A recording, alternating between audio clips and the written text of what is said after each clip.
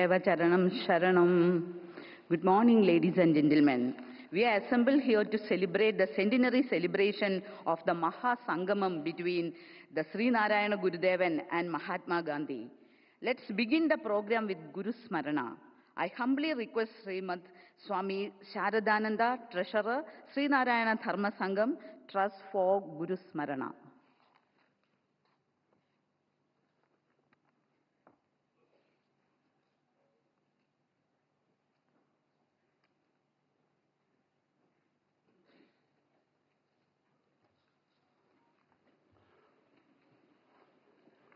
Om Yaddarshanam Nikhila Dukkaharam Pavitram Yatpada Pangajarajam Syakhanashagani Datri Pumardhani Jayasya Jayat Kripashri Narayanam Munivaram Tamaham Namami Shri Narayana Sadguru Guru Kripa Varanidhe Pahino Nadha Totpada Pangaja Smridiriman Shuddhi Karotvanjasa Dharmastapana Karma Lolupamate Tam Brahmaradho Bhava Tasmai Shri Guru Murtaye Namaidam Narayanayanvaham.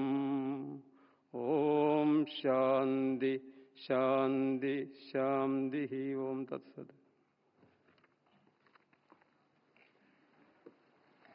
Pranam Swamiji.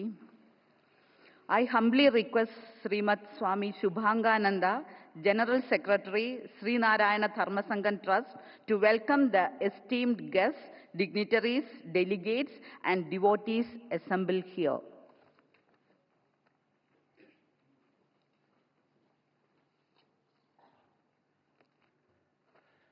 Om Sri Narayana Parama Gurave Namaha. Our Honorable Prime Minister of India, Sri Narendra Modi ji, ഈ വേദിയിലും സദസ്സിലും സന്നിഹിതരായിരിക്കുന്ന മറ്റ് വിശിഷ്ട വ്യക്തിത്വങ്ങളെ, സ്നേഹസമ്പന്നരായ സഹോദരീ സഹോദരന്മാരെ, നിങ്ങൾക്കേവർക്കും എൻ്റെ സ്നേഹനിർഭരമായ പ്രണാമം. ശ്രീനാരായണ ഗുരുദേവനും മഹാത്മാഗാന്ധിയുമായി നടന്ന സമാഗമത്തിൻ്റെ ശതാബ്ദി ആഘോഷത്തിൻ്റെ നിറവിലാണ് നാം എല്ലാവരും ഇന്നിവിടെ സംഗമിച്ചിരിക്കുന്നത്. ഗുരുദേവനും ഗാന്ധിജിയുമായുള്ള കൂടിക്കാഴ്ചയിൽ ഉരുത്തിരിഞ്ഞ ചർച്ചകളും സംഭാഷണങ്ങളും അഭിപ്രായങ്ങളുമെല്ലാം വളരെയേറെ കാലിക പ്രസക്തി ഉള്ളതാണ്. അതുകൊണ്ട് തന്നെയാണ് ശതാബ്ദി ആഘോഷത്തോട് അനുബന്ധിച്ച് അന്നത്തെ ചർച്ചകൾക്കും ചിന്തകൾക്കും വേദിയൊരുക്കുക എന്ന ഒരു വലിയ ലക്ഷ്യത്തോടു കൂടിയാണ് ശതാബ്ദി ആഘോഷങ്ങൾ സംഘടിപ്പിക്കുവാൻ ശ്രീനാരായണ ധർമ്മസംഘം ട്രസ്റ്റ് ശിവഗിരി മഠം ആഗ്രഹിക്കുന്നത്. ആ ലക്ഷ്യത്തിൽ എത്തിച്ചേരുവാൻ കഴിയട്ടെ എന്ന് പ്രത്യാശിച്ചുകൊണ്ട് അതിന് ശ്രീനാരായണ ഗുരുദേവൻ്റെ അനുഗ്രഹ കൃപാകടാക്ഷം നമുക്കുണ്ടാകട്ടെ എന്ന പ്രാർത്ഥനയോടുകൂടി എന്നിൽ നിക്ഷിപ്തമായിരിക്കുന്ന കടമയിലേക്ക് കടക്കുകയാണ്. ഈ ചരിത്ര പ്രസിദ്ധമായ ശതാബ്ദി സമ്മേളനം ഇവിടെ ഔപചാരികമായി ഉദ്ഘാടനം ചെയ്യുന്നത് ഭാരതത്തിൻ്റെ ആദരണീയനായ പ്രധാനമന്ത്രി Shri Narendra Modiji അവറുകളാണ്. I wholeheartedly welcome our esteemed Prime Minister Sri Narendra Modi ji in this August gathering on behalf of Shivagiri Math. ധർമ്മ സംഘം ട്രസ്റ്റിൻ്റെ ആദരണീയനായ പ്രസിഡന്റ് ബ്രഹ്മശ്രീ സച്ചിദാനന്ദ സ്വാമികളെ വളരെ സന്തോഷപൂർവ്വം ഞാൻ ഈ യോഗത്തിലേക്ക് സ്വാഗതം ചെയ്യുന്നു. അതോടൊപ്പം തന്നെ നമ്മുടെയെല്ലാം പ്രിയങ്കരനായ കേരളത്തിൻ്റെ അഭിമാനമായ കേന്ദ്ര സഹമന്ത്രി ശ്രീ ജോർജ് കുര്യൻ അവരുകളെയും ഞാൻ ഈ ലോകത്തിലേക്ക് സ്വാഗതം ചെയ്യുന്നു. ബഹുമാന്യനായ ആറ്റിങ്ങൽ പാർലമെൻറ്റ് അംഗം അഡ്വക്കേറ്റ് അടൂർ പ്രകാശ് എംപി അവരുകളെ സന്തോഷപൂർവ്വം ഞാൻ ഈ യോഗത്തിലേക്ക് സ്വാഗതം ചെയ്യുന്നു. ധർമ്മസംഘം ട്രസ്റ്റ് ട്രഷറർ ശ്രീമതി ശാരദാനന്ദ സ്വാമികളെ യോഗത്തിലേക്ക് സ്വാഗതം ചെയ്യുന്നു. ഈ വേദിയിൽ സദസ്സിൽ സന്നിഹിതരായിരിക്കുന്ന പൂജനീയരായ എൻ്റെ സന്യാസി സഹോദര സന്യാസി ശ്രേഷ്ഠന്മാർ, വിവിധ പ്രസ്ഥാനത്തിൻ്റെ ഭാരവാഹികൾ, പ്രവർത്തകർ, സ്നേഹസമ്പന്നരായ സഹോദരി സഹോദരന്മാർ, മാധ്യമ പ്രവർത്തകർ ഏവരെയും ഈ യോഗത്തിലേക്ക് സ്വാഗതം ചെയ്തുകൊണ്ട് എൻ്റെ എളിയ വാക്കുകളുടെ ഉപസംഹരിക്കുന്നു. നന്ദി, നമസ്കാരം.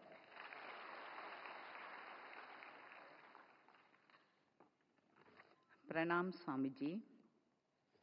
Next, I humbly request Sri Adur Prakash, Honorable Member of the Parliament, to deliver the remarks.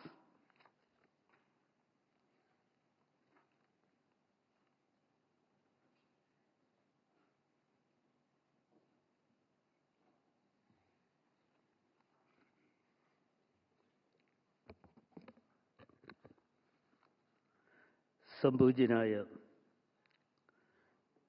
ഇന്ത്യയുടെ പ്രധാനമന്ത്രി ശ്രീ നരേന്ദ്രമോദിജി,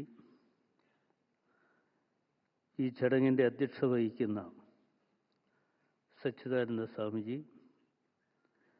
ബഹുമാന്യനായ കേന്ദ്ര മന്ത്രി ശ്രീ ജോർജ് കുര്യൻ അവറുകൾ, ശ്രീ സുഭാംഗാനന്ദ സ്വാമികൾ, ശാരദാനന്ദ സ്വാമികൾ, മറ്റ് ബഹുമാന്യരായ ശ്രേഷ്ഠ വര്യന്മാർ, പ്രിയമുള്ള സഹോദരി സഹോദരന്മാരെ, സുഹൃത്തുക്കളെ, ഇന്ന് ശ്രീനാരായണ ഗുരുദേവനും മഹാത്മാഗാന്ധിയും തമ്മിൽ കണ്ടുമുട്ടിയതിൻ്റെ 100ാമത് ശതാബ്ദി ആഘോഷമാണ്, ചടങ്ങാണ് ഇവിടെ നടക്കുന്നത്. ഈ ചടങ്ങിൽ പങ്കെടുക്കുവാനുള്ള അവസരം ലഭ്യമായതിലുള്ള സന്തോഷം മാത്രമല്ല, ഈ അനുഗ്രഹീതമായ നിമിഷം എന്നെ സംബന്ധിച്ചിടത്തോളം വളരെ വിലമതിക്കപ്പെട്ടതായി ഞാൻ കാണുകയാണ്. 1920-നും 1937-നും ഇടയിൽ മഹാത്മാഗാന്ധി കേരളത്തിൽ സന്ദർശിച്ചത് ഏതാണ്ട് 5 തവണയാണ്. ഏതാണ്ട് 45 ദിവസങ്ങളിലായി കേരളത്തിൽ അദ്ദേഹം സഞ്ചരിക്കുകയുണ്ടായി. കേരളത്തിൻ്റെ മനസ്സിലേക്കുള്ള വെളിച്ചം കൂടുതൽ തെളിമയോടെ കടന്നു വരുന്ന ദിവസങ്ങളായി അതിനെ കാണുകയാണ്. കേരളത്തിൻ്റെ വടക്കു മുതൽ തെക്കേ അറ്റം വരെയുള്ള പ്രദേശങ്ങളിലെ സന്ദർശനങ്ങളിൽ മാറ്റത്തിൻ്റെ കാറ്റിനെ കരുത്തേകുകയുണ്ടായി.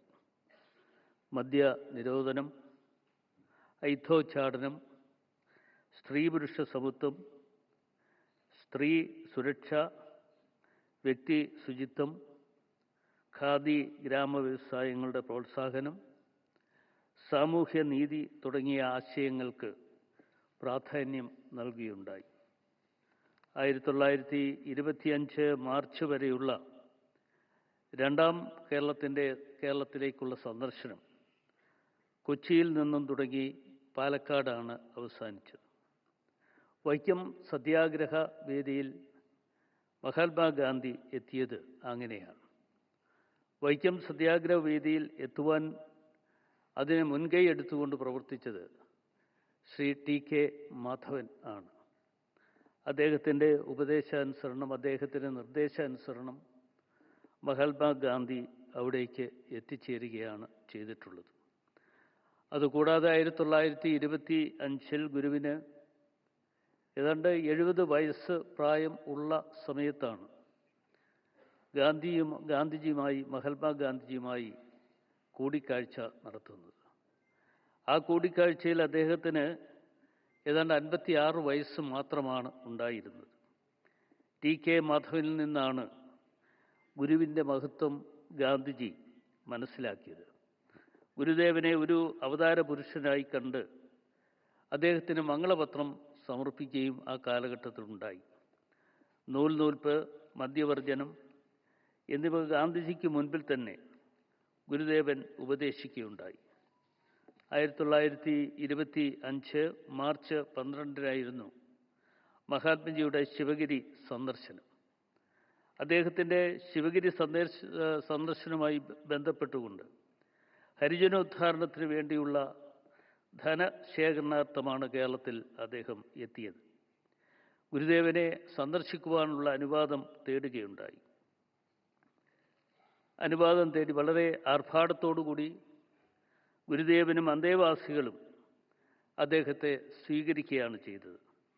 ഹിന്ദുമതത്തിലെ ജാതി വ്യത്യാസം അംഗീകരിക്കുന്ന മട്ടിലായിരുന്നു ഗാന്ധിയുടെ സംഭാഷണത്തിൻ്റെ തുടക്കം. ആ സംഭാഷണത്തിൻ്റെ തുടക്കം ഒരു മാവിൻ ചുവട്ടിലായിരുന്നു എങ്കിൽ ആ മാവിലകളെ ചൂണ്ടിക്കാണിച്ചുകൊണ്ട് ഗാന്ധിജി സമർത്ഥിക്കുവാൻ ശ്രമിച്ചത് ഈ ഇലകളുടെ രൂപവും ഭാവവും വ്യത്യസ്തമാണ്.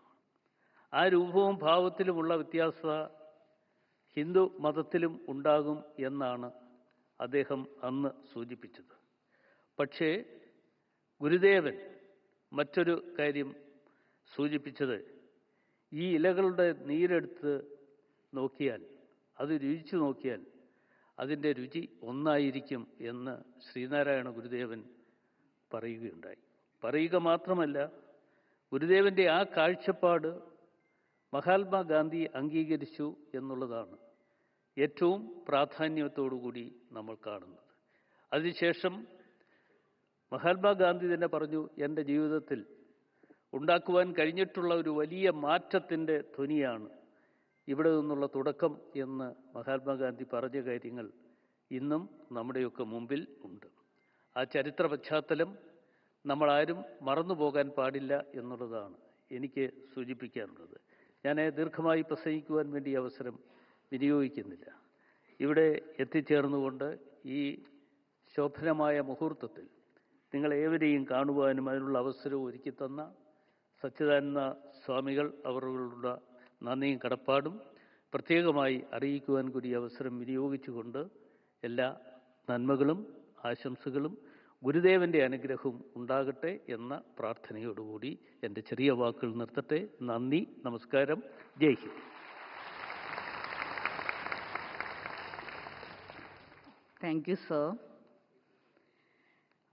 May I invite Sri George Kurian, Honorable Central Minister of State Minority Affairs, to share a few words with us.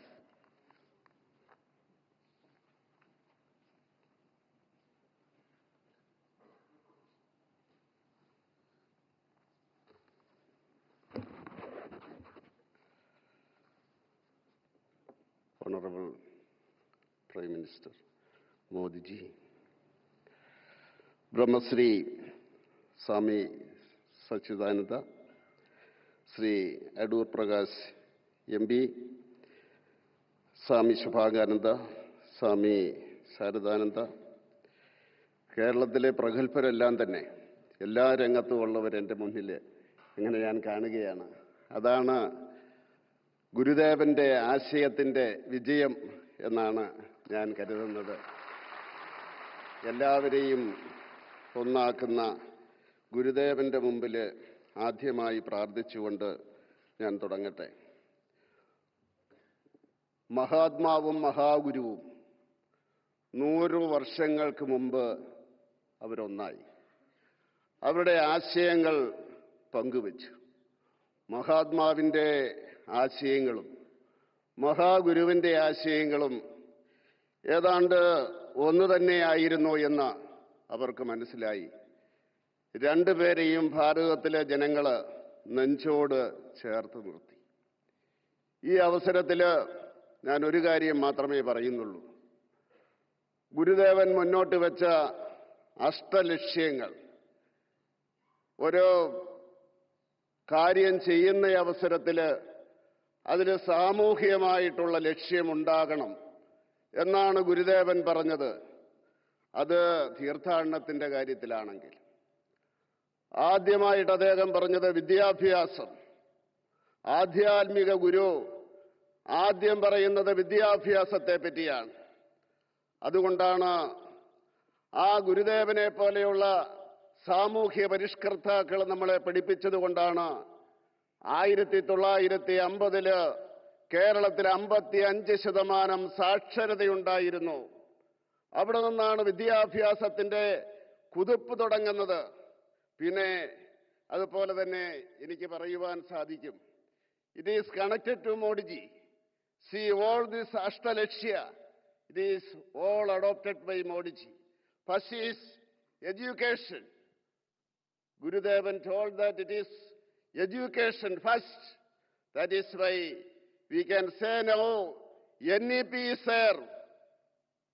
Education policy is there, introduced by Modiji. അടുത്തത് ശുചിത്വമാണ്, cleanliness. Swachh Bharat. See, the infant mortality rate of Kerala in 1950, it was almost the same to this European countries because of Gurudevan like social reformers. Then Swachh Bharat. Modiji Swachh Bharat. Same ideology, same adoption. Then വരുന്നു spirituality. Spirituality, we know that the soul of India, it is accepted by Modiji and he fulfilled all his promises for this area. Then come to this Sangadana, that is get together. Modiji say that it is the togetherness of 140 Indians, that is the power of India. What did Guruji said? Gurudevan said, Sangadichu Shaktaragiga. Empowerment through togetherness. That is the same Modiji is telling. Then Krishi. First I remember when nowadays when I hear that Krishi is Kisan Samman Nidhi. Gurudevan told that first, that for your livelihood, that is Krishi. Then come trade, Kachavadam, trade and industry. See, India is now the 4th place in the world in the economic field. ഞാൻ നമിക്കുന്നു ഗുരുദേവനെ. Then come കൈത്തൊഴിൽ, that is handicraft. Handicraft with the startup. That is Modiji's vision. Handicraft with this startup. Then comes Shastra Sankedya Vidya. 100 years before, Gurudevan told us that about science and technology. See, science and technology, we can see that digital India and space. 100 years before, what will happen now? That we should adopt. Gurudevan said that.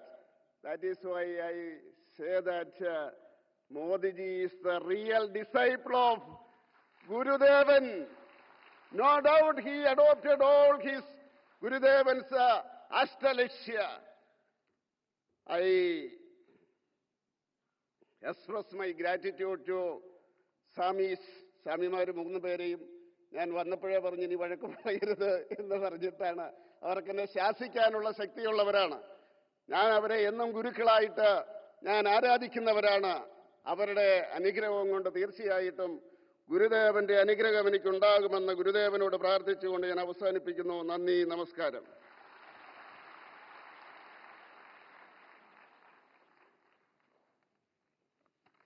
Thank you so much for your informative talk. Brahmasri Swami Sachidananda is the president of Sri Narayana Dharma Sangam Trust, Shivagiri Mat, Varkala. I humbly request Swamiji to enlighten us with the spiritual discourse.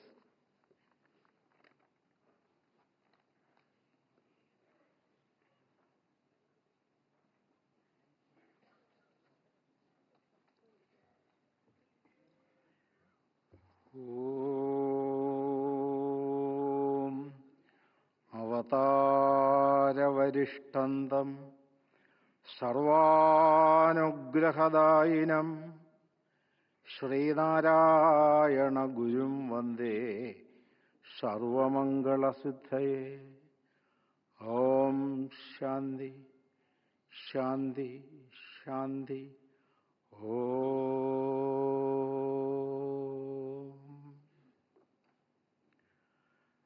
Sreenarayana ഗുരുദേവന്റെ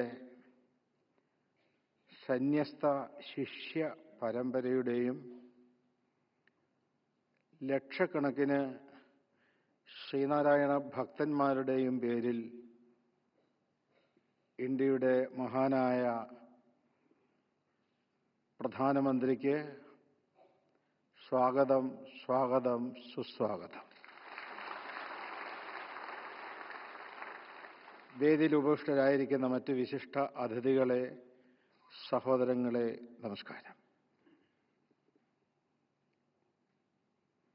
ശ്രീനാരായണ പ്രസ്ഥാനത്തിൻ്റെ ചരിത്രത്തിൽ ശ്രദ്ധേയമായ ഒരു സംഭവമാണ് മഹാത്മാഗാന്ധി ശിവഗിരിയിൽ വന്ന് ശ്രീനാരായണ ഗുരുവിനെ സന്ദർശിച്ചത്. ആ സന്ദർശനം ഗാന്ധിജിയുടെയും ഭാരതത്തിൻ്റെയും ചരിത്രത്തിൽ വലിയ ചലനങ്ങൾ സൃഷ്ടിക്കുകയും മഹാത്മാഗാന്ധി സമ്പൂർണ്ണം ഐത്തോച്ചാടനത്തിനു വേണ്ടിയും അധസ്ഥിത പിന്നോക്ക ജനവിഭാഗങ്ങളുടെ പുരോഗതിക്ക് വേണ്ടിയും സമ്പൂർണ്ണം പ്രവർത്തനം ആരംഭിച്ചത് അതോടുകൂടിയാണ്. ശിവഗിരിയിൽ വന്നതിന് ശേഷമാണ് മഹാത്മാഗാന്ധി താൻ നടത്തിയിരുന്ന യങ് ഇന്ത്യ എന്ന പത്രത്തിൻ്റെ പേര് മാറ്റി ഹരിജൻ എന്ന പേര് നൽകുകയും ശിവഗിരിയിൽ കണ്ടതുപോലെയുള്ള ഒരാശ്രമം വാർധയിൽ സ്ഥാപിക്കുകയും ചെയ്തത്. തുടർന്ന് മഹാത്മാഗാന്ധി കേരളത്തിൽ 2 പ്രാവശ്യം കൂടി വന്ന് ഗുരുവിൻ്റെ മഹാസമാധിക്ക് ശേഷം ഗുരുദേവനോട് ആദരവ് പുലർത്തുകയുണ്ടായി. ഇന്ത്യയുടെ ചരിത്രത്തിൽ വലിയ പരിവർത്തനങ്ങൾ സൃഷ്ടിച്ച ആ കൂടിക്കാഴ്ചയുടെ ശതാബ്ദി ലോകമെമ്പാടും ആഘോഷിക്കുന്നതിൻ്റെ ഭാഗമായിക്കൊണ്ടാണ് ശിവഗിരി മഠം നമ്മുടെ തലസ്ഥാന നഗരിയിൽ ബഹുമാനപ്പെട്ട ഇന്ത്യൻ പ്രധാനമന്ത്രിയെ പങ്കെടുപ്പിച്ചുകൊണ്ട് ഇവിടെ നടത്തുവാൻ നിശ്ചയം ചെയ്തത്. ബഹുമാനപ്പെട്ട ഇന്ത്യൻ പ്രധാനമന്ത്രി ശ്രീ നരേന്ദ്ര മോഡിജി ശിവഗിരിയോടും ശ്രീനാരായണ ഗുരുദേവനോടും കാണിക്കുന്ന ആഭിമുഖ്യം എത്ര വലുതാണ് എന്ന് എത്ര പറഞ്ഞാലും തീരുകയില്ല. അദ്ദേഹം ആദ്യമായി ശിവഗിരിയിൽ വരുന്നത് ഗുജറാത്ത് മുഖ്യമന്ത്രിയായിരിക്കുന്ന അവസരത്തിൽ 2013 അന്ന് ശിവഗിരിയിൽ അദ്ദേഹം ചെയ്ത പ്രസംഗം, യാതൊരു നോട്ടും കൂടാതെ 1 മണിക്കൂർ നേരം ചെയ്ത പ്രസംഗം ഞങ്ങളെല്ലാവരെയും ആശ്ചര്യപ്പെടുത്തിയ സംഭവമാണ്. അതിനുശേഷം ശിവഗിരിയിലേക്ക് ഞങ്ങൾ അദ്ദേഹത്തെ ക്ഷണിച്ചു. പക്ഷേ ആ അവസരത്തിൽ വരാൻ സൗകര്യമുണ്ടായില്ല. തുടർന്ന് കേരളത്തിൽ വന്നപ്പോൾ മഹാനായ ആർ ശങ്കരുടെ പ്രതിമ അനാച്ഛാദനം ചെയ്യാൻ കേരളത്തിൽ വന്നപ്പോൾ ഞങ്ങൾ ശിവഗിരി മഠം ക്ഷണിക്കാതെ തന്നെ ശിവഗിരിക്ക് നിർദ്ദേശം നൽകി, ഞാൻ കേരളത്തിൽ വരുമ്പോൾ ഇതാ ശിവഗിരിയിലും വരും. അങ്ങനെ ശിവഗിരിയിലെത്തി ഗുരുദേവനോട് ആദരവ് പ്രകടിപ്പിച്ച മഹാനായ ഇന്ത്യയുടെ പുത്രനാണ് ശ്രീ നരേന്ദ്ര മോഡിജി. അതിനുശേഷം ശിവഗിരി തീർത്ഥാടന മഹാമഹത്തിൻ്റെ 90ാമത് വാർഷികം പ്രമാണിച്ച് മോഡിജിയുടെ ഭവനത്തിൽ വെച്ച് തന്നെ ഞങ്ങളൊരു സമ്മേളനം നടത്തി. ആ സമ്മേളനത്തിൽ മോഡിജി ചെയ്ത പ്രസംഗത്തിൽ പറഞ്ഞത് ശ്രീനാരായണ ഗുരു ഇന്ത്യയുടെ ആത്മാവാണ്. ശ്രീനാരായണ ഗുരുവിനെ ഇന്ത്യയുടെ ആത്മാവായി കണ്ടുകൊണ്ട് മറ്റേതെങ്കിലും ഒരു പ്രധാനമന്ത്രി പ്രസംഗിച്ചതായിട്ട് അല്ലെങ്കിൽ സന്ദേശം നൽകിയതായിട്ട് ഞങ്ങൾക്കറിയുവാൻ സാധിക്കുകയില്ല.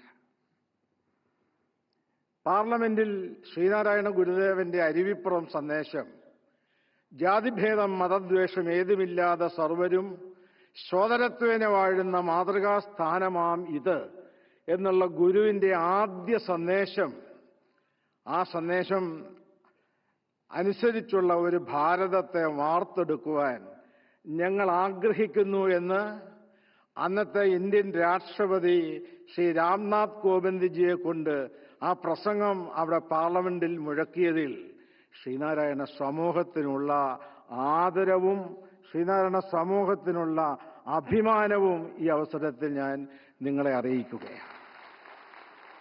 അങ്ങനെ ശിവഗിരിയോടും ശ്രീനാരായണ ഗുരുവിനോടും ശ്രീനാരായണ പ്രസ്ഥാനത്തോടും അദമ്യമായ സ്നേഹവും ആദരവും പ്രകടിപ്പിച്ചുകൊണ്ട് ശിവഗിരിയുടെ വികസനത്തിനായി ടൂറിസം പാക്കേജിൽ 69 കോടി രൂപ ശിവഗിരിക്ക് വേണ്ടി സമർപ്പണം ചെയ്ത് ശിവഗിരിയുടെ പ്രവർത്തനത്തിൽ ഇന്നത്തെ ഗവൺമെന്റ് പങ്കാളിത്തം വഹിക്കുന്നുണ്ട്. ഞാൻ അദ്ദേഹത്തിന് അടുത്തിരുന്ന് ചില കാര്യങ്ങൾ ഓർമ്മപ്പെടുത്തുകയായിരുന്നു. ഡൽഹിയിൽ ശ്രീനാരായണ ഗുരുദേവന്റെ നാമധേയത്തിൽ ഒരു റോഡുണ്ടാകണം, അതിന് അങ്ങയുടെ നിർദ്ദേശമുണ്ടാകണം. അപ്പോൾ അദ്ദേഹം എന്നോട് പറയുകയുണ്ടായി, ഞാൻ ചെക്ക് ചെയ്യാം, പരിശോധിക്കാം, അതിനെക്കുറിച്ച് അന്വേഷിക്കാം എന്ന് പറയുകയുണ്ടായി. അങ്ങനെ ശ്രീനാരായണ ഗുരുവിന്റെ ഏകലോക ദർശനം ജാതി മത ഭേദചിന്തകൾക്കതീതമായി ലോകത്തെ മുഴുവൻ ഒന്നായി കണ്ടുകൊണ്ടുള്ള ഗുരുവിന്റെ വിശ്വദർശനം, അതിൽ അഭിമാനം കൊള്ളുകയും അതിൻ്റെ സാഫല്യതയ്ക്ക് വേണ്ടി പ്രവർത്തിക്കുകയും ചെയ്യുന്ന മഹാനാണ് നമ്മുടെ പ്രധാനമന്ത്രി. ഈ സമ്മേളനം തന്നെ ഇവിടെ ഡൽഹിയിൽ നടക്കുമ്പോൾ ഞങ്ങൾ ശിവഗിരിയിൽ നിന്നും നേരിട്ട് പ്രധാനമന്ത്രിക്കൊരു മെയിൽ സന്ദേശം അയച്ചു.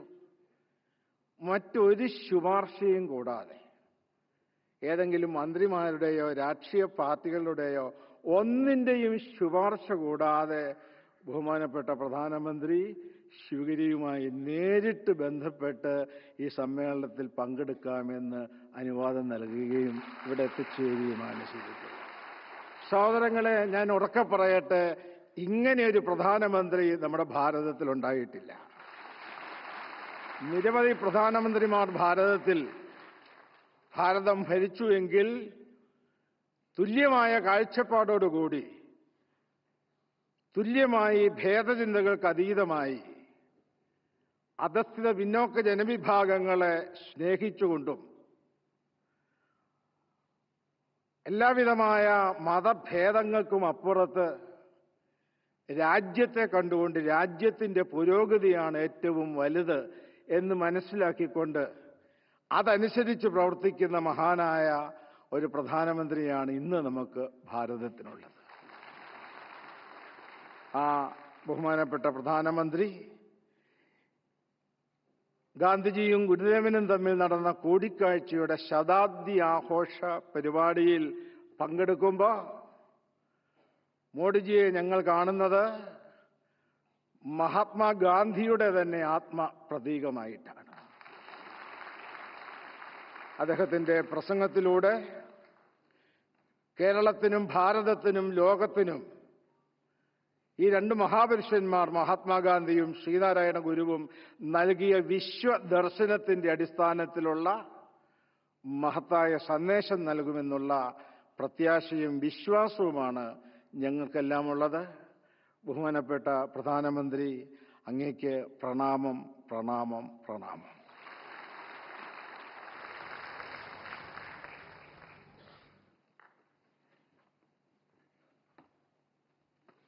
Pranam Swamiji. On behalf of the Sri Narayana Dharma Sangam Trust, Shivagiri, I humbly request the Honorable Prime Minister to inaugurate the centenary celebration of the meeting between Sri Narayana Gurudev and Mahatma Gandhi by lighting the lamp. May I now request all our esteemed dignitaries on the stage to kindly come forward for the lighting of the ceremonial lamp. I also request Srimati Beena Baburam to hand over the lamp to the Honorable Prime Minister.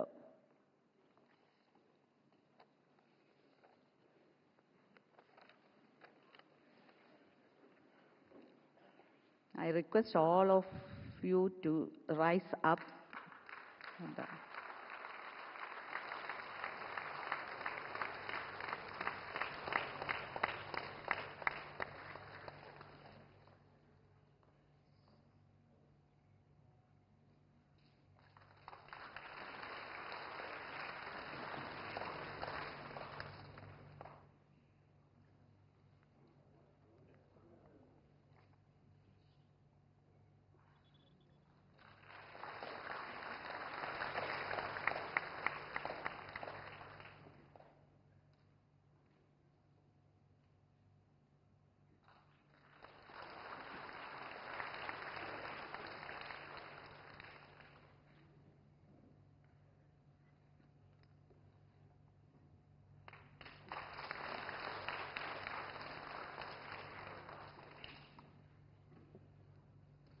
Thank you all.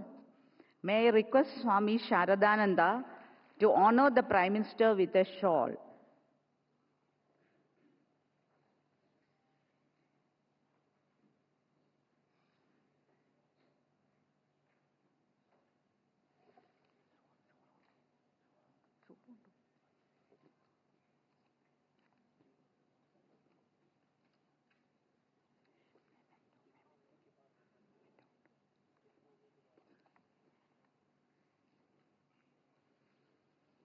May I request Swami Sharadananda to honor the Prime Minister with a shawl.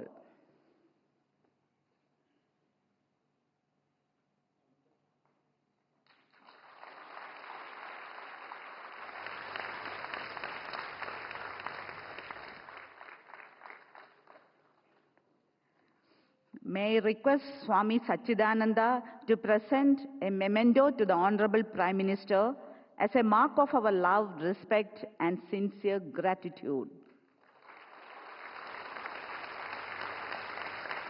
I also request Srimad Swami Shubhangananda to present books to the Honorable Prime Minister.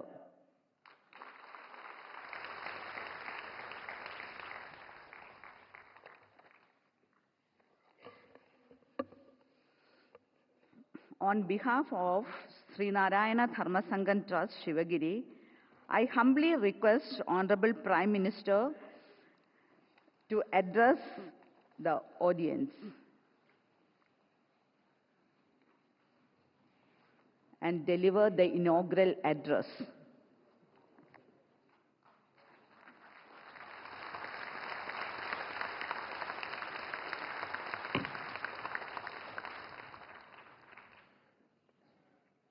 ब्रह्मर्षि स्वामी सच्चिदानंद जी, श्रीमठ स्वामी शुभंगानंदा जी, स्वामी शारदानंद जी, सभी पूज्य संतगण, सरकार में मेरे साथी Shri George Kurien जी, संसद में मेरे साथी श्री अडूर प्रकाश जी, अन्य सभी वरिष्ठ महानुभाव, देवी और सज्जनों, पिन्ने एंडे एल्ला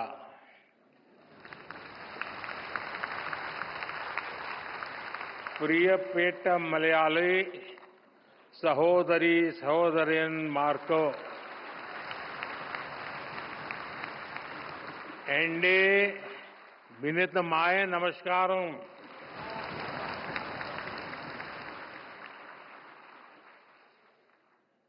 आज ये परिसर देश के इतिहास की एक अभूतपूर्व घटना को याद करने का साक्षी बन रहा है। एक ऐसी ऐतिहासिक घटना जिसने न केवल हमारे स्वतंत्रता आंदोलन को नई दिशा दी, बल्कि स्वतंत्रता के उद्देश्य को, आजाद भारत के सपने को ठोस मायने दिए। 100 साल पहले श्री नारायण गुरु और महात्मा गांधी की वो मुलाकात आज भी उतनी ही प्रेरक है, उतनी ही प्रासंगिक है। 100 साल पहले हुई वो मुलाकात सामाजिक समरसता के लिए, विकसित भारत के सामूहिक लक्ष्यों के लिए आज भी ऊर्जा के बड़े स्रोत की तरह है। इस ऐतिहासिक अवसर पर मैं श्री नारायण गुरु के चरणों में प्रणाम करता हूं। मैं गांधी जी को भी अपनी श्रद्धांजलि अर्पित करता हूं। भाई बहनों, श्री नारायण गुरु के आदर्श पूरी मानवता के लिए बहुत बड़ी पूंजी है। जो लोग देश और समाज की सेवा के संकल्प पर काम करते हैं, श्री नारायण गुरु उनके लिए प्रकाश स्तंभ की तरह है। आप सभी जानते हैं कि समाज के शोषित, पीड़ित, वंचित वर्ग से मेरा किस तरह का नाता है, और इसलिए आज भी मैं जब समाज के शोषित, वंचित वर्ग के लिए बड़े निर्णय लेता हूं तो मैं गुरुदेव को जरूर याद करता हूं। 100 साल पहले के वो सामाजिक हालत, सदियों की गुलामी के कारण आई विकृतियां, लोग उस दौर में उन बुराइयों के खिलाफ बोलने से डरते थे, लेकिन श्री नारायण गुरु ने विरोध की परवाह नहीं की। वो कठिनाइयों से नहीं डरे, क्योंकि उनका विश्वास समरसता और समानता में था। उनका विश्वास सत्य, सेवा और सौहार्द में था। यही प्रेरणा हमें सबका साथ, सबका विकास का रास्ता दिखाती है।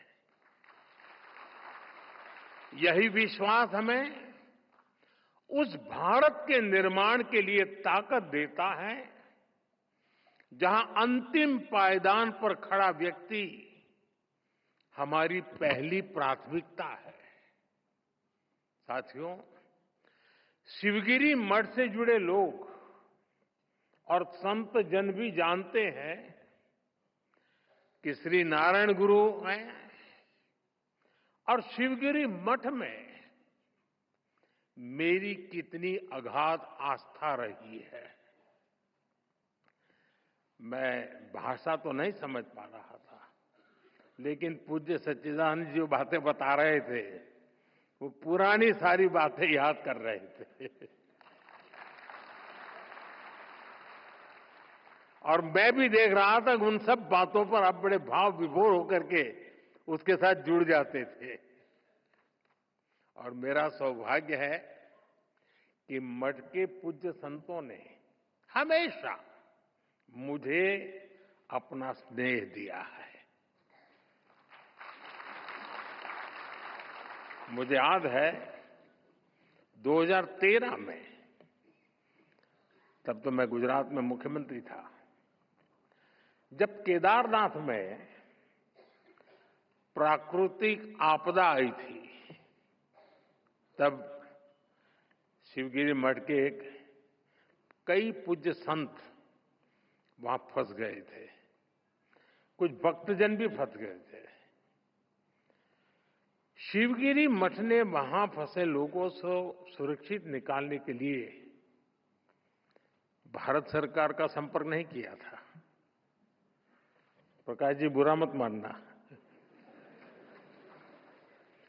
शिवगिरी मठ ने, मैं एक राज्य का मुख्यमंत्री था, मुझे आदेश दिया और इस सेवक पर भरोसा किया कि भाई ये काम तुम करो।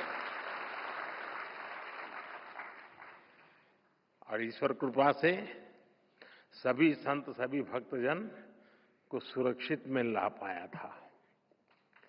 साथियों, वैसे भी मुश्किल समय में हमारा सबसे पहला ध्यान उसकी ओर जाता है जिसे हम अपना मानते हैं, जिस पर हम अपना अधिकार समझते हैं। और मुझे खुशी है कि आप अपना अधिकार मुझ पर समझते हैं। शिवगिरी मठ के संतों के इन अपनेपन से ज्यादा आत्मिक सुख की बात मेरे लिए और क्या हुई। साथियों, मेरा आप सबसे एक रिश्ता काशी का भी है।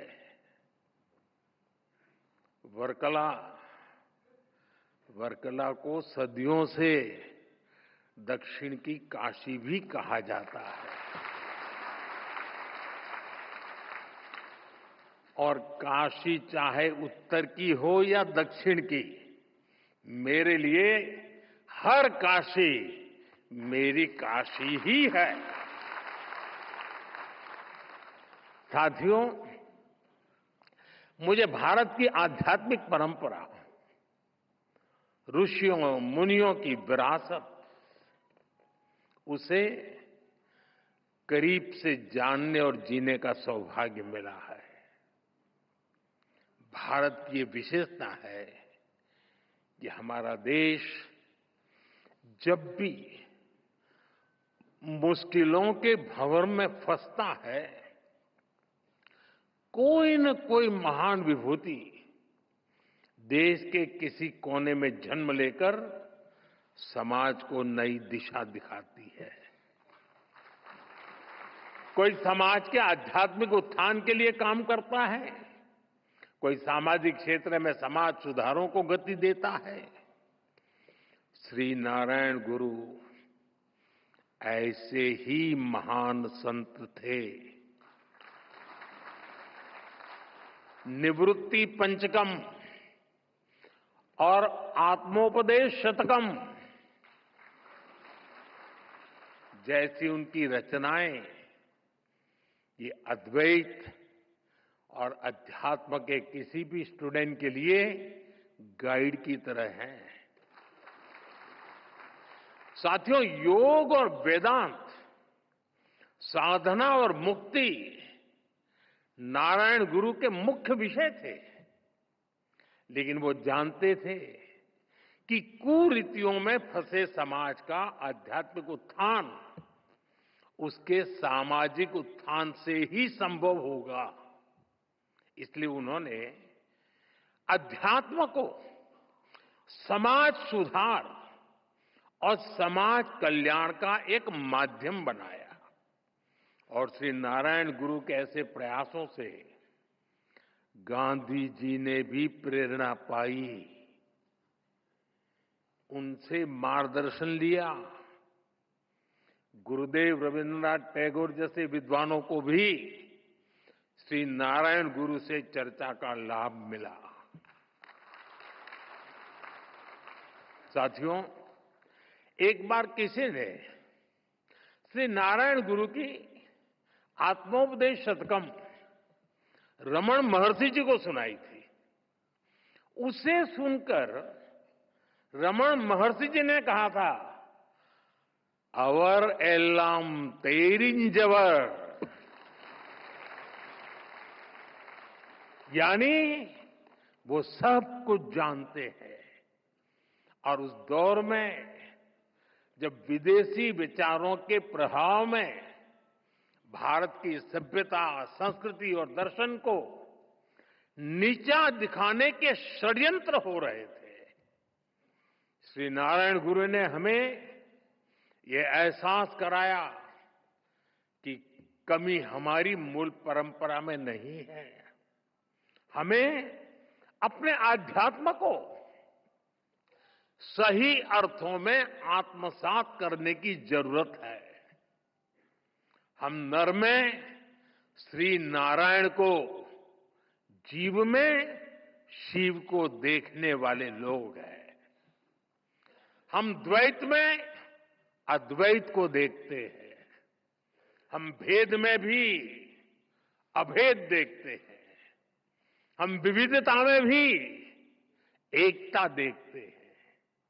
साथियों, आप सभी जानते हैं, श्री नारायण गुरु का मंत्र था, ओरु जाति, ओरु मतम, ओरु देवम, मनुष्यनु।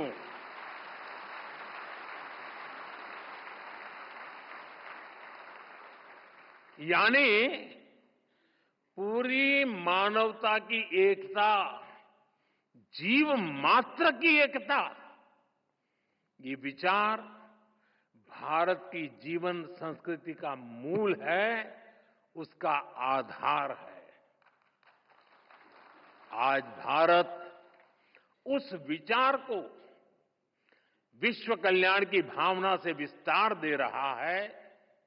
आप देखिए, अभी हाल ही में हमने विश्व योग दिवस मनाया। इस बार योग दिवस की थीम थी yoga for one earth one health, यानी एक धरती एक स्वास्थ्य। इसके पहले भी भारत ने विश्व कल्याण के लिए वन वर्ल्ड वन हेल्थ जैसे इनिशिएटिव शुरू किया है। आज भारत सस्टेनेबल डेवलपमेंट की दिशा में वन सन, वन अर्थ, वन ग्रिड जैसे ग्लोबल मूवमेंट को भी लीड कर रहा है। आपको याद होगा 2023 में भारत ने जब G20 समिट को होस्ट किया था, हमने उसकी भी थीम रखी थी, one earth, one family, one future. हमारे इन प्रयासों में वसुधैव कुटुंबकम की भावना जुड़ी हुई है। श्री नारायण गुरु जैसे संतों की प्रेरणा जुड़ी हुई है। साथियों, श्री नारायण गुरु ने एक ऐसे समाज की परिकल्पना की थी जो भेदभाव से मुक्त हो।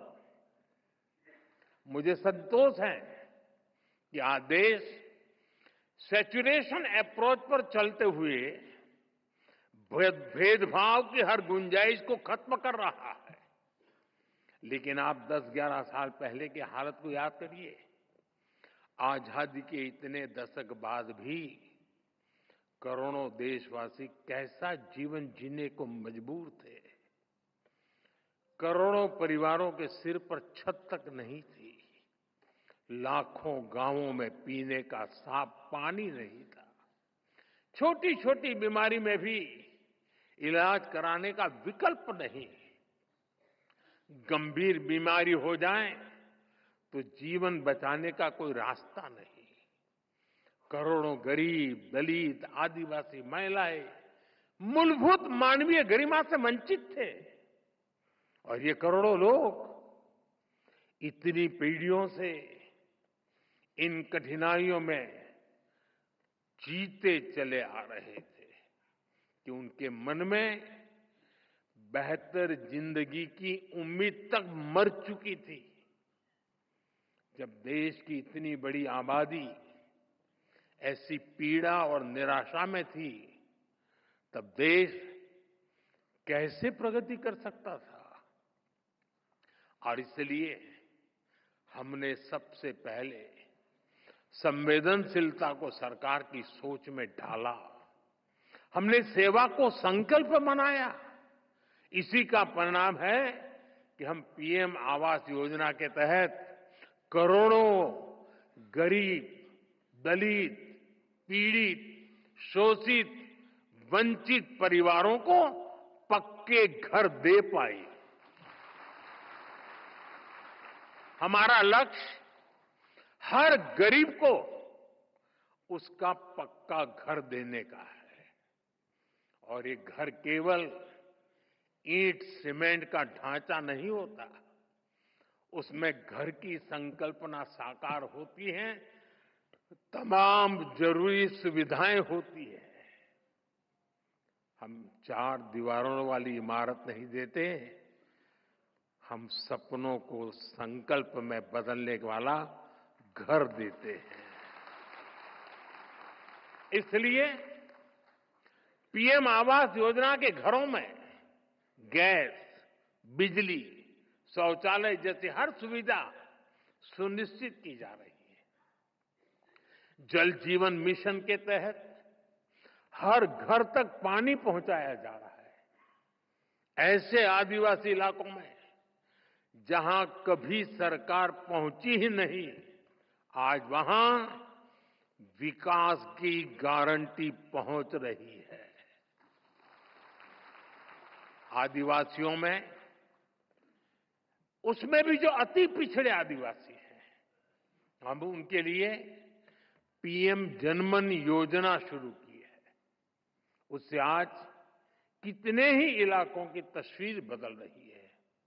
इसका परिणाम यह है कि समाज में अंतिम पायदान पर खड़े व्यक्ति में भी नई उम्मीद जगी है। वो न केवल अपना जीवन बदल रहा है, बल्कि वो राष्ट्र निर्माण में भी अपनी मजबूत भूमिका देख रहा है। साथियों, श्री नारायण गुरु ने हमेशा महिला सशक्तिकरण पर जोर दिया था। हमारी सरकार भी वुमेन लेड डेवलपमेंट के मंत्र के साथ आगे बढ़ रही है। हमारे देश में आजादी के इतने साल बाद भी ऐसे कई क्षेत्र थे जिनमें महिलाओं की एंट्री ही बैन थी। हमने इन प्रतिबंधों को हटाया। नए नए क्षेत्रों में महिलाओं को अधिकार मिले।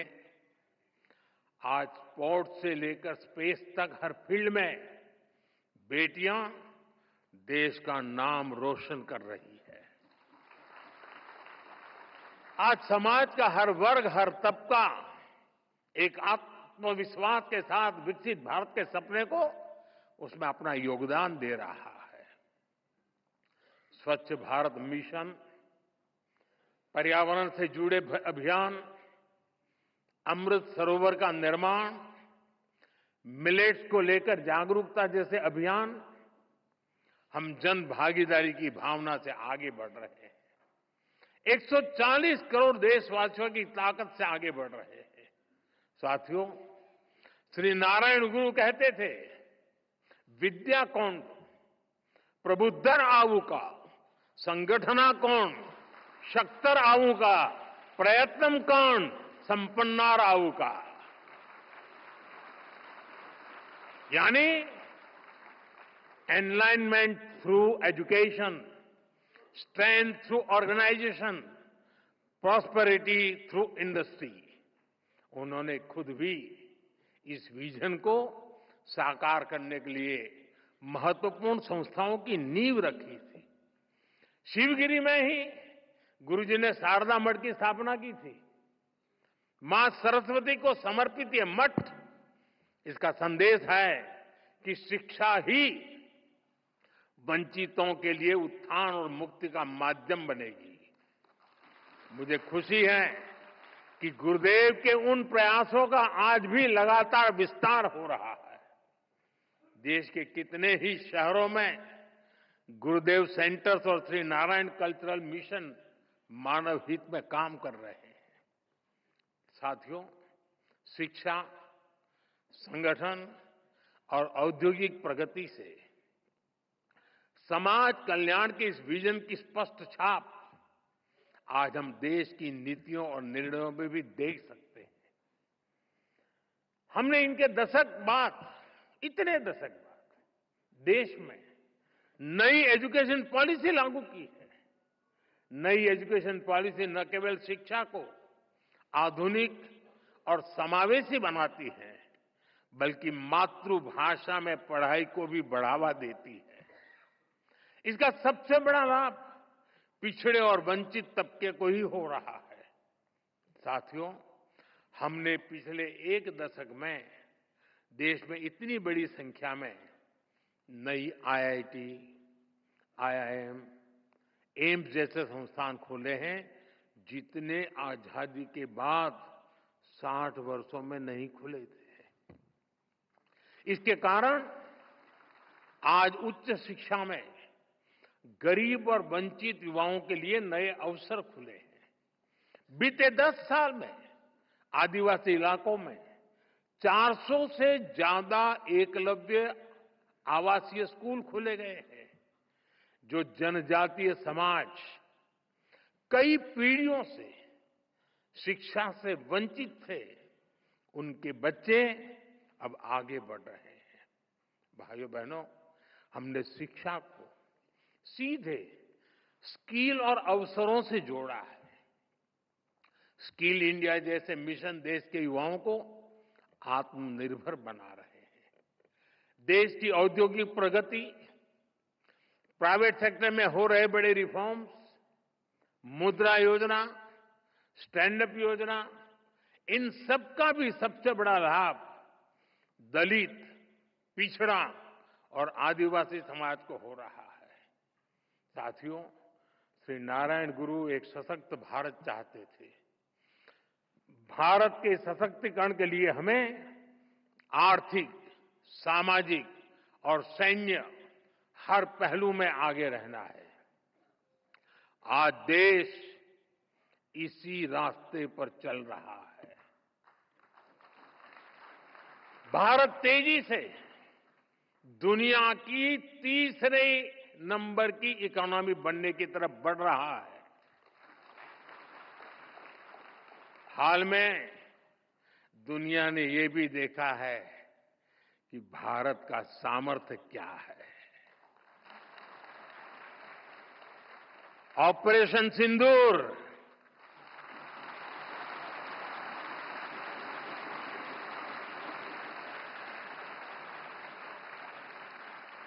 ऑपरेशन सिंदूर आतंकवाद के खिलाफ भारत की कठोर नीति को दुनिया के सामने एकदम स्पष्ट कर दिया है। हमने दिखा दिया है कि भारतीयों का खून बहाने वाले आतंकियों के लिए कोई भी ठिकाना सुरक्षित नहीं है।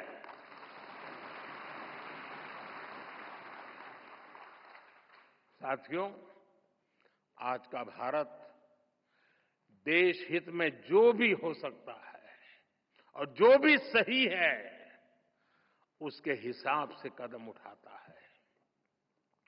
आज सैन्य जरूरतों के लिए भी भारत की विदेशों पर निर्भरता लगातार कम हो रही है। हम डिफेंस सेक्टर में आत्मनिर्भर हो रहे हैं और इसका प्रभाव हमने ऑपरेशन सिंदूर के दौरान भी देखा है। हमारी सेनाओं ने भारत में बने हथियारों से दुश्मन को 22 मिनट में 22 मिनट में घुटने टेकने के लिए मजबूर कर दिया। मुझे विश्वास है आने वाले समय में मेड इन इंडिया हथियारों का डंका पूरी दुनिया में बजेगा।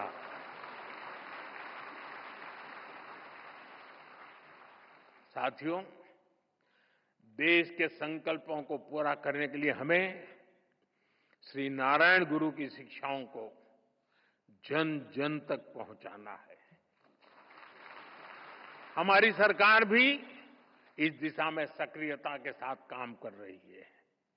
हम शिवगिरी सर्किट का निर्माण करके श्री नारायण गुरु के जीवन से जुड़े तीर्थ स्थानों को जोड़ रहे हैं। मुझे विश्वास है उनके आशीर्वाद, उनकी शिक्षाएं अमृतकाल की हमारी यात्रा में देश को रास्ता दिखाती रहेंगी। हम सब एक साथ मिलकर विकसित भारत के सपने को पूरा करेंगे। श्री नारायण गुरु का आशीर्वाद हम सभी पर बना रहे, इसी कामना के साथ मैं शिवगिरी मठ के सभी संतों को फिर से नमन करता हूं। आप सबका बहुत बहुत धन्यवाद। नमस्कार।